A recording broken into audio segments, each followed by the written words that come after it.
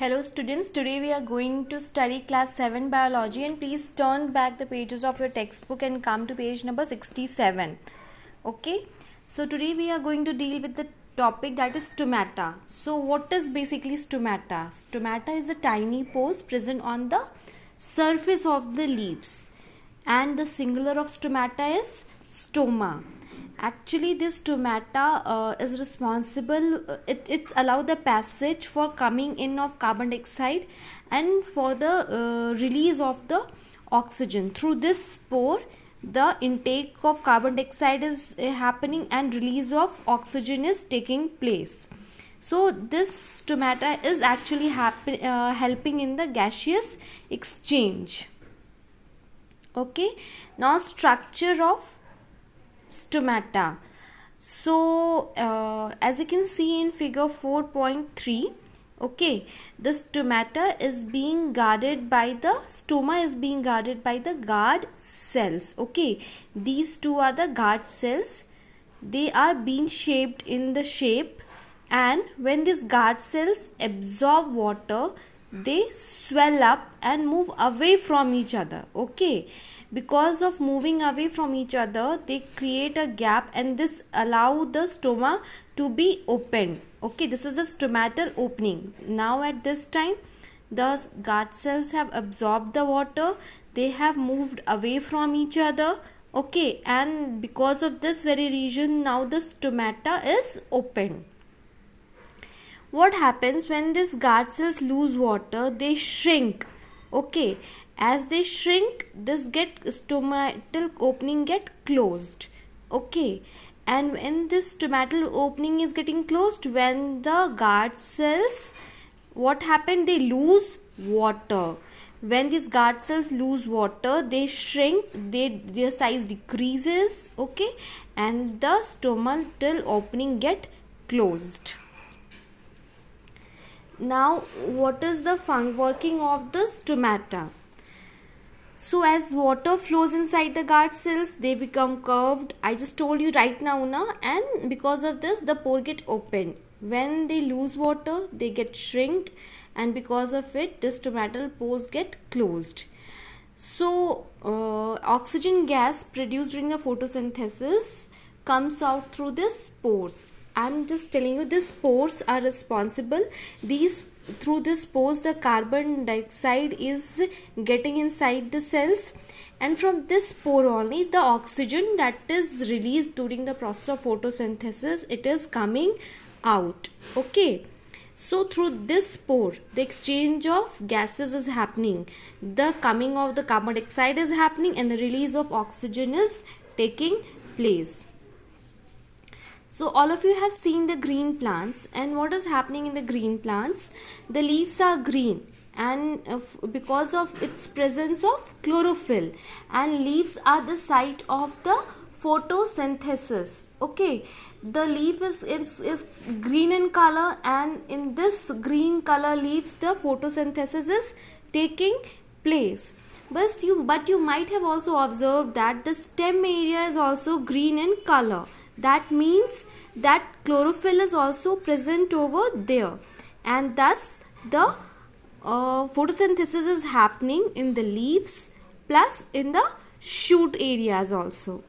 So the presence of chlorophyll allow the plant to carry on the photosynthesis, whether in leaves or in shoot. So now this movement of gases in and out of the plant cell is happening through the stomatal pores. All of you have seen the leaves plants now. Many of the plants, they have very broad, big leaves. So the plants that have broad leaves, the stomatal pores are present, okay, on the lower surface of the leaves. Okay, and where the leaves are very narrow, in that very cases, the stomatal pores are present on the upper side also, on the lower surface also. Clear, everyone? Now the aquatic plants, how come they are going to perform their photosynthesis? So all the aquatic plants, for hydrilla, lotus, what they do?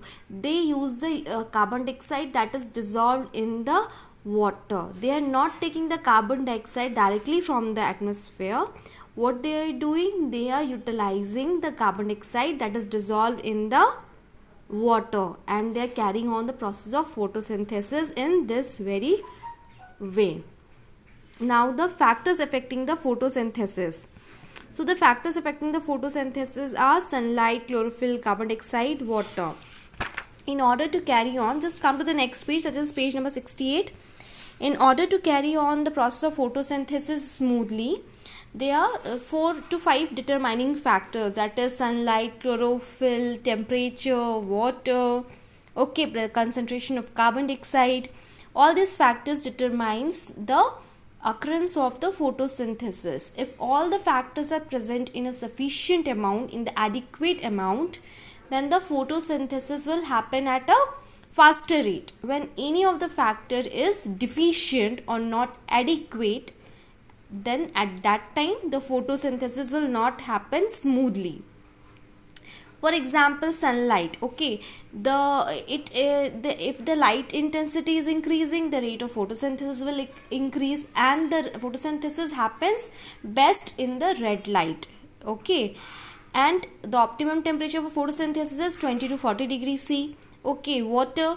What is happening? Plants are absorbing a larger proportion of water, but most of it they are losing it. Okay, so it's very important that whatever concentration of carbon water the plant is absorbing, they should retain it. Because of that very reason, in order to save the water, and when carbon dioxide is plenty in amount in plants, what the plant do, the stomata get closed in order to save the waters.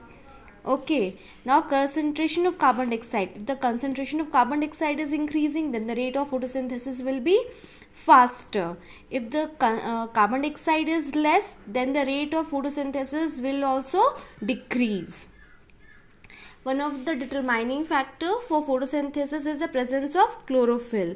If the chlorophyll is present in a sufficient portion, okay, then this chlorophyll is going to trap the solar energy, and that is very required for the process of photosynthesis. Okay, now activity.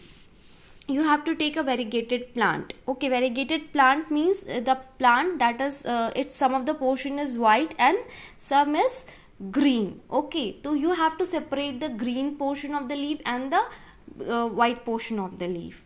Then what you're supposed to do, you're supposed to put the iodine solution. Okay, so what is going to happen, the green portion will turn blue black.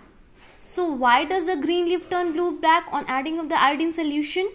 This happened because that green portion of the leaf is having the starch.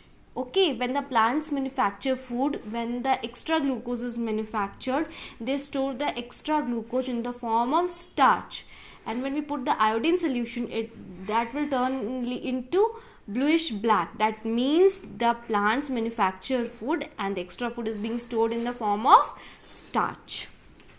Now the second activity to indicate that sunlight is essential for photosynthesis. We will take a plant, we will put it in a completely dark room. Okay, there should be no single ray of light coming inside the room. We will leave it for 3 to 4 days. Then we will pluck one leaf. Then we will cover the half portion of leaf with black paper, and half we will be as it is open. And then put that leaf in for 2 to 3 hours in sunlight. What is going to happen?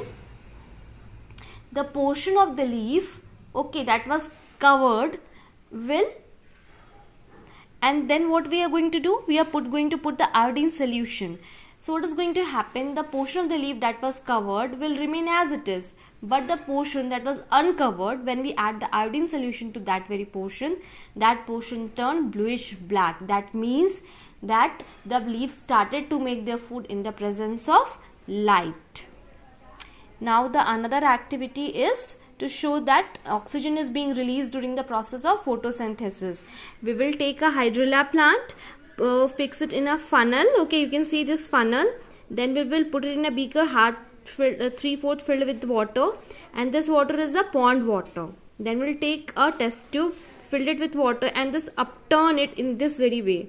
Okay, after some time what we will see, that bubbles of in the water. This bubbles mean that oxygen is being released by the hydrilla plant. Okay, that means the photosynthesis is being carried out and oxygen is being released.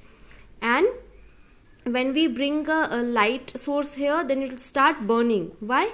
Because oxygen is a supporter of burning. This means that hydrilla is releasing oxygen during the process of photosynthesis.